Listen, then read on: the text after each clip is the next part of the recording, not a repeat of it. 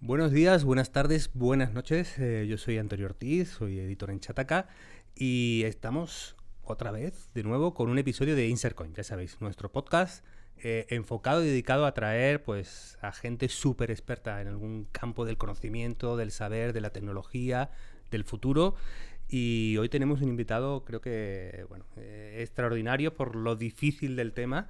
Tenemos con nosotros a Manuel Alejandro Hidalgo, que es doctor en Economía por la Pompeu Fabra y profesor de la Universidad Pablo de Olavide de Sevilla. Muchas gracias por estar con nosotros, Manuel. A vosotros por la invitación. Muy bien.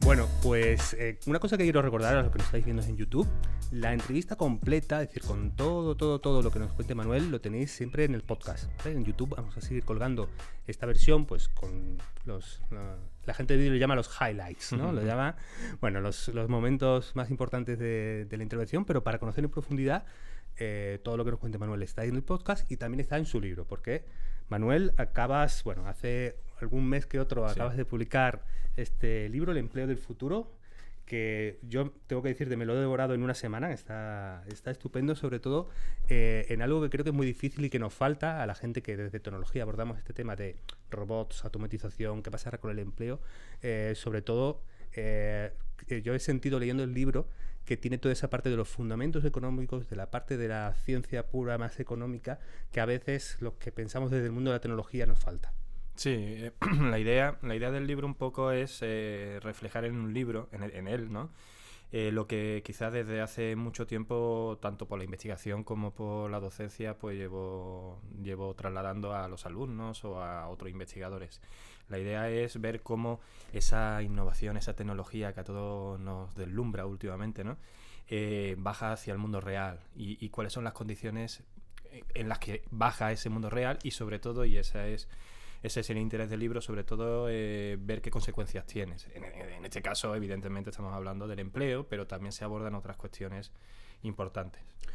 A mí una cosa que me ha gustado mucho del libro y que, bueno, creo que es casi el punto inicial de discusión alrededor de todos estos temas, que es cuando empiezas a explicar el fenómeno ludita y cómo, de alguna manera, ahora hay mucho discurso de que cada vez que alguien pues hace una crítica fuerte a una enmienda a la totalidad o un avance tecnológico se le clasifica, eres neoludita. Sí, sí. Y cómo al mismo tiempo, hay un debate sobre qué fue el ludismo, si fue realmente un momento fuerte de rechazo al cambio tecnológico, si fue un ejemplo de lucha de clases en la que lo tecnológico era casi el actor secundario, o si fue una mezcla de las dos cosas. Yo creo que fue una mezcla.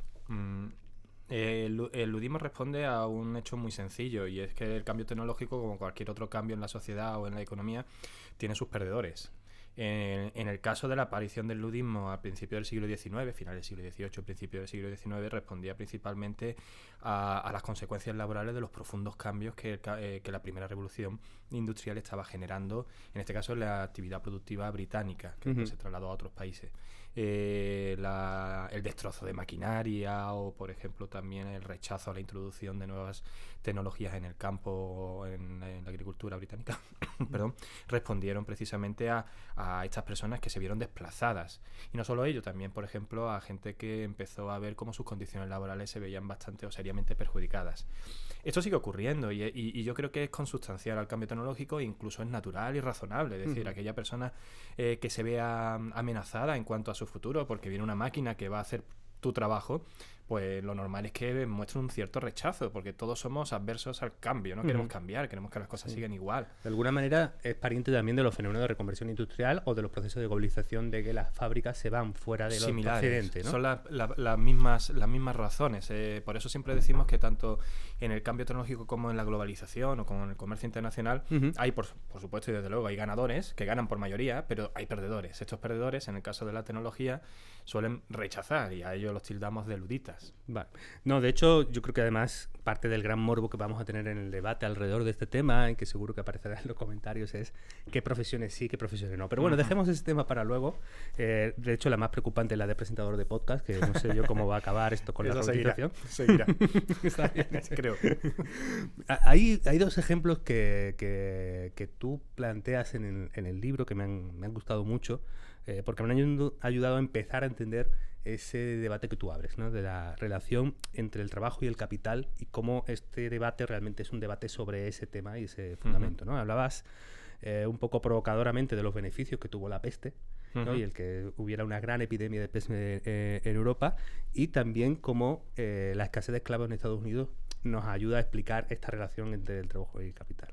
Sí. ¿Nos podrías contar un poco? Sí, principalmente los dos ejemplos son para explicar algo que en principio mucha gente obvia. Normalmente la gente que no estudia economía, incluso muchos economistas, no entran nunca en esa cuestión, pero que es fundamental. Te voy a poner, no un ejemplo, pero sí una idea sobre la mesa, ¿no? Sí. Hay muchas innovaciones tecnológicas que nunca terminan por hacerse realidad desde el punto de vista productivo. O, por ejemplo, hay innovaciones tecnológicas que aparecen en un momento determinado de la historia y no son efectivas hasta 40 o 50 años después. La principal explicación es muy sencilla, que sea rentable económicamente. El ejemplo de la peste o el ejemplo de los esclavos en el sur de Norteamérica, lo que viene a decir algo es muy sencillo. El sistema productivo, la forma de producir va a depender exclusivamente de cómo sea de caro o barato utilizar un factor u otro. Cuando el factor trabajo sea barato, utilizaremos a los trabajadores. Cuando el factor trabajo sea caro comparado con una maquinaria, pasaremos a usar la maquinaria. En el caso de la peste, la inmensa mortandad que provocó en Europa evidentemente hizo modificar las formas de producción, porque contratar a un trabajador en aquella época era caro. No hablamos de trabajadores al estilo de hoy. En aquella época estábamos hablando de siervos, campesinos, etcétera, y hubo cambios sociales que, por ejemplo, Acemoglu y Robinson recogen muy bien en su libro. En el caso de los esclavos negros, al principio había una escasez de mano de obra y se suplió con la importación de esclavos. Esto provocó que fueran tan baratos y tan fácil de usar que el sur de Estados Unidos nunca se mecanizara, no utilizó la tecnología. ¿Por qué? Pues porque tenía mano de obra muy barata. Precisamente el cambio en estos precios relativos, vamos a llamarlo así, de la mano de obra o la tecnología, es lo que hace que el cambio tecnológico eche a andar. Es decir, no es una imposición de nadie, es simplemente una conveniencia económica. Bueno, entremos en el siglo XXI. Sí. Tenemos un escenario en el que lo que parece pujante, o lo que parece más claro y más real, es cierta atomización de la fábrica. Es decir, que ahí parece poca discusión sobre si vamos a ir a más o menos atomización. Parece que hay un consenso claro que hay más, que va a haber más automatización, y luego hay un amplio espectro. Nosotros en nuestro archivo, cuando preparamos temas, tenemos como unos 25, 30 estudios, análisis, predicciones de gente más o menos seria que ha estudiado, con buenas referencias, bastante contradictorios entre ellos sobre cómo de profundo, cómo de grande será, o cuánto se logrará automatizar otra serie de empleos no tan rutinarios. Entonces, en el siglo XXI, y teniendo este escenario, que además es algo incierto, ¿nos vamos a parecer más a una revolución industrial? ¿O cuál es tu hipótesis de trabajo que ve más creíble?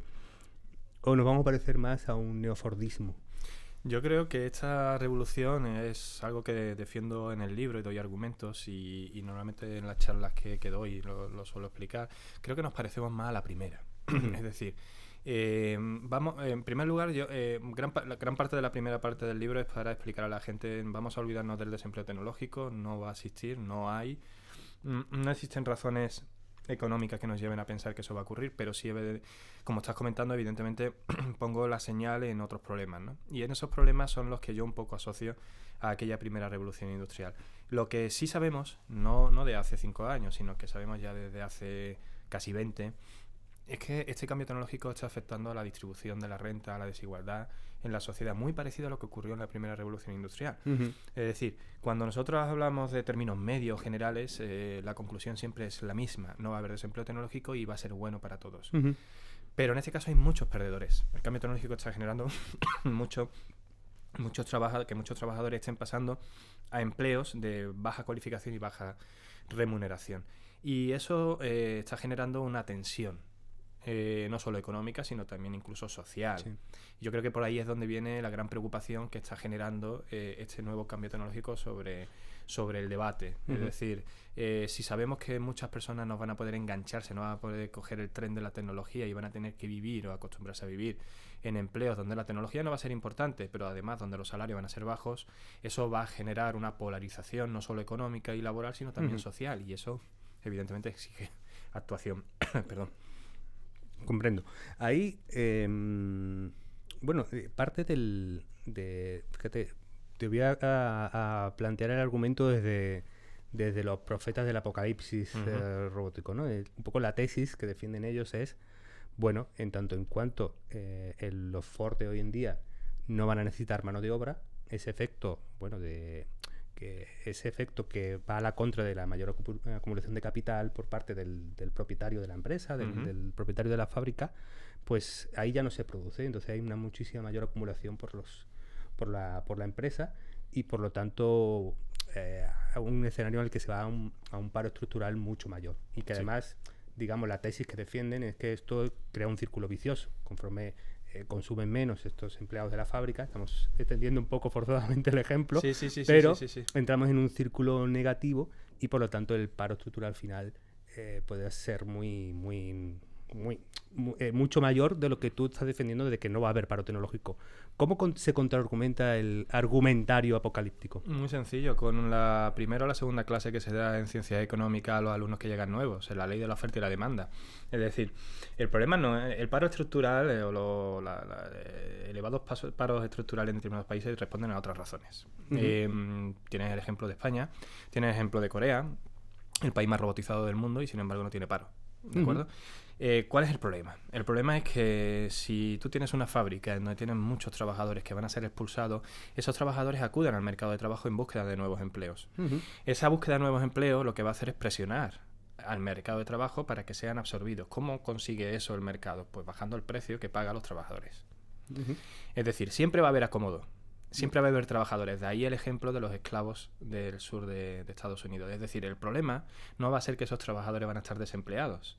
Esos trabajadores, como quien dice, siempre van a encontrar un trabajo al precio que consideren oportuno o que deseen o al precio al que no tengan más remedio que aceptar ese empleo. Entonces la consecuencia no es el desempleo, la consecuencia son los bajos salarios de este grupo de personas.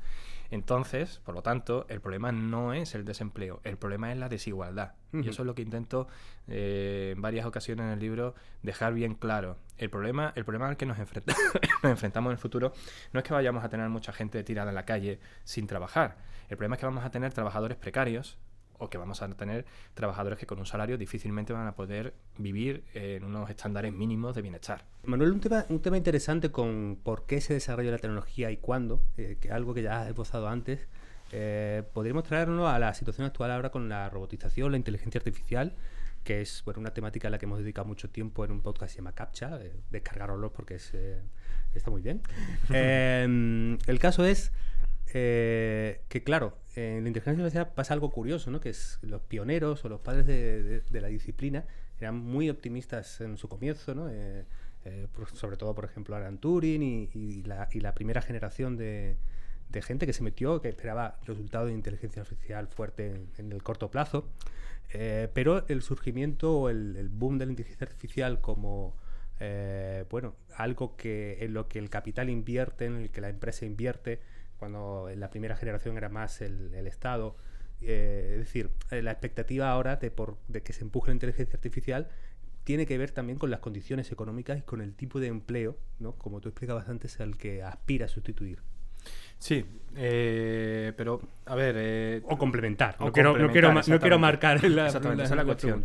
Es decir, el cambio tecnológico no busca per se sustituir personas en el empleo.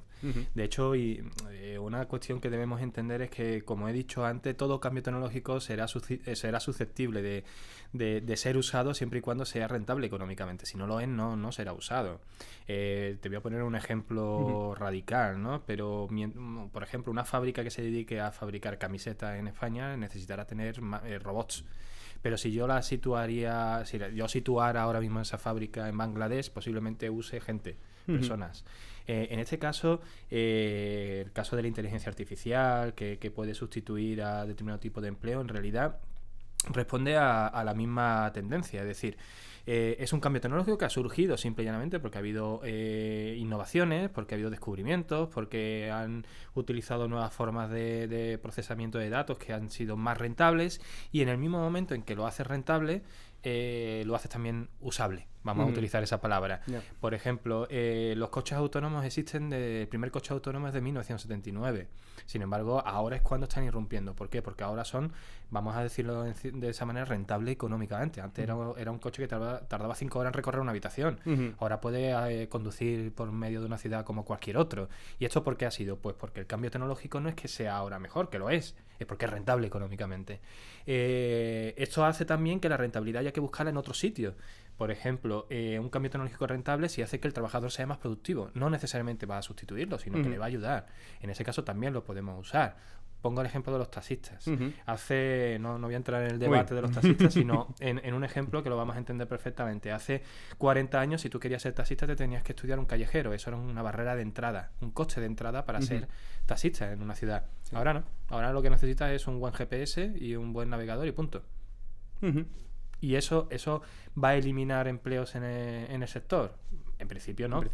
Sino que le está ayudando a que lo pueda hacer mejor, ¿no? Bueno, el taxi autónomo sería un ejemplo de lo contrario. El taxi autónomo tiene un pequeño problema y es que los coches autónomos sin conductor tienen problemas éticos que no vamos a entrar ahora, pero que es difícil ver cómo se puede implementar eso en el futuro. Pero claro, evidentemente, el propio taxista puede perder su trabajo porque los coches ya pueden ir solos. Sí, ya, bueno, te he leído, no ya en el libro, sino en algún artículo, que eres bastante escéptico respecto a fórmula de renta básica universal, que es también es como en algunos de los discursos se presenta como el caballo blanco que vendría a solucionar toda esta problemática. Sí. Es decir, en tanto en cuanto tengamos una renta mínima por vivir y suficiente para vivir con unas condiciones mínimas, se solucionaría cualquier efecto negativo o al menos los efectos más negativos que pudiera tener tanto la polarización como un mayor aumento de paro. Pero tú eres escéptico con la Yo soy renta escéptico, básica. pero yo quiero dejar claro que no soy escéptico porque considere que la renta básica no tiene por qué, no va a funcionar. En general, los experimentos que ha habido, vamos a obviar el de Finlandia, que se está usando últimamente mucho. El de Finlandia no es un experimento de renta básica, por mucho que lo pongamos en titulares de periódico, porque no tiene las características de lo que sería una renta básica. Pero los experimentos que se llevan a cabo lo que nos dicen es que darle dinero a la gente, simplemente por dártela, no genera esos efectos en el empleo que mucha gente piensa, de que la gente deja de trabajar y se tira en el sofá, ¿no?, a ver la televisión. No tiene esos efectos, porque lo que hace es que reduce lo que nosotros llamamos la tensión financiera de una familia y le permite hacer cosas. Incluso aumenta el emprendimiento o eleva la educación de los hijos. Hay consecuencias muy positivas. El problema de la renta básica, a mi entender, es su implementación. Es decir, esto nos llevaría a tener que dedicar una gran cantidad de recursos económicos que disponemos de ello, evidentemente, pero que podría terminar por colapsar casi la economía porque tendríamos que imponer unos impuestos mucho más elevados de los que conocemos hoy en día. Sí, BBV hablaba de 40 y pico % de IRPF en una simulación hecha para España. Sí, exactamente. Entonces, claro, eso ya ahí entran lo que los economistas llamamos efectos de equilibrio general. Es decir, tú puedes mejorar la vida de ciertas personas, pero cuando tú tienes esos impuestos empiezas a generar ineficiencias en la economía y al final tenemos que ver cuál de las dos pesa más.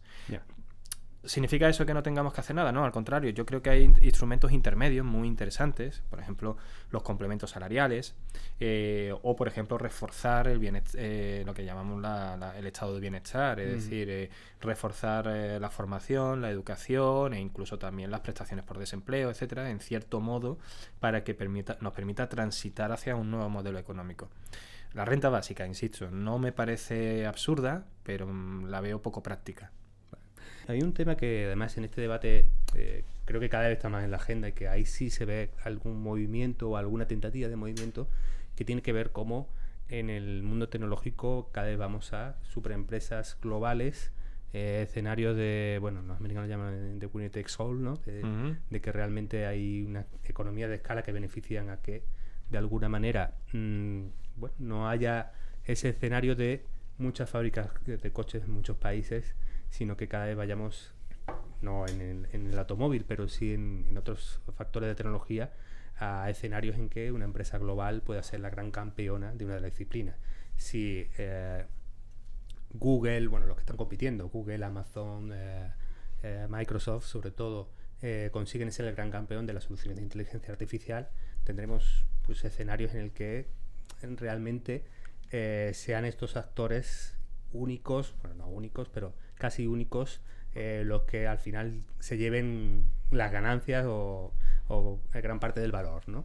Y cómo para las sociedades y cómo para los países eso añade una complejidad por la praxis de estas compañías, que al final tienen una gran capacidad de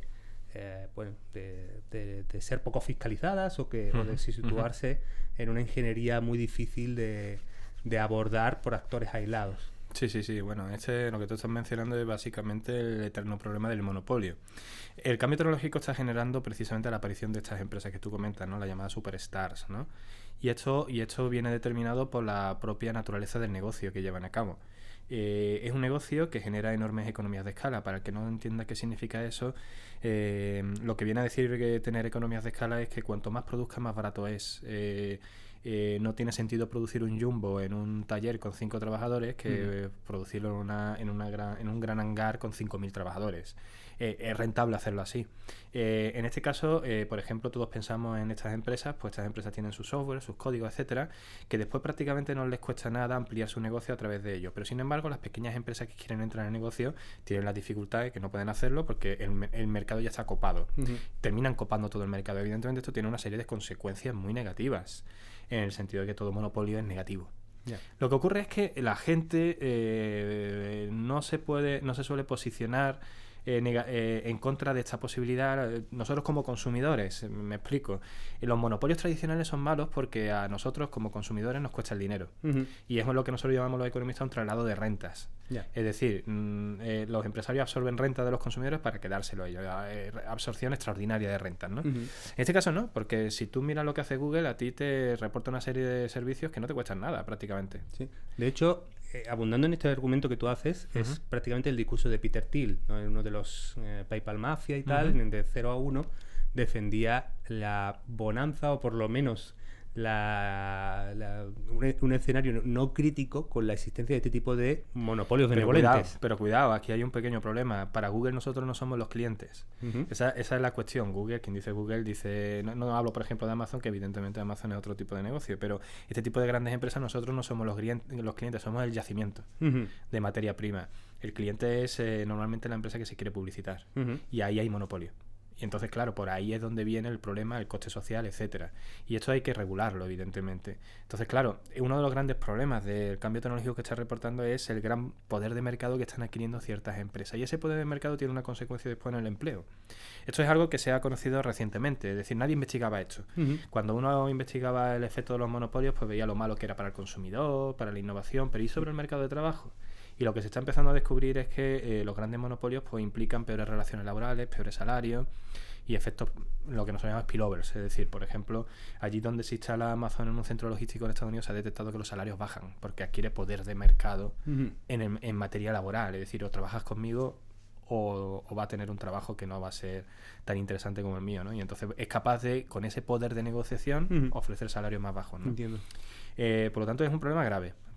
Porque evidentemente esto implica esas cuestiones. Y después está el problema también de carácter social o incluso político, ¿no? El control, ¿no? Sobre la información, sobre el dato y por supuesto sobre la capacidad de incidir en las decisiones de las personas. Bueno, tengo una última pregunta que más me sirve un poco para recordaros. Si estáis viendo esto en YouTube, sabéis que la entrevista completa la tenemos en el podcast, que podéis suscribir en iTunes, en Spotify, en iVoox, en todas las plataformas. Pero la última pregunta recojo un tema que hablamos antes. Se ha creado un heurístico, un atajo para intentar adivinar, y la gente se lo plantea así un poco en su carrera profesional, que empleos van a tener un efecto, van a recibir un efecto negativo de la automatización. El heurístico es si es algo, ¿cómo es la expresión? Si es algo monótono, recurrente, repetible. Si tiene esas condiciones la labor que estás haciendo, pues probablemente sea muy fácilmente automatizable, mientras que si tu empleo depende de la empatía, la creatividad y el pensamiento lateral, ¿no? Y todo este tipo de discursos que se hacen, pues probablemente esté más protegido de un impacto negativo de la automatización o de la robotización. ¿Es esto correcto? ¿Es una sobresimplificación? ¿O nos podría dar una pista de lo que nos espera? Bueno, ya no decirte a 20 años, porque ya es mucho decir, ¿no? pero en los próximos tiempos. No es una simplificación, ¿no? Es decir, de hecho en el libro intento hacer un gráfico para que la gente lo pille, ¿no? La cuestión es saber entender un punto importante. Los empleos no son los que van a ser automatizados, son las tareas que realizamos dentro del empleo.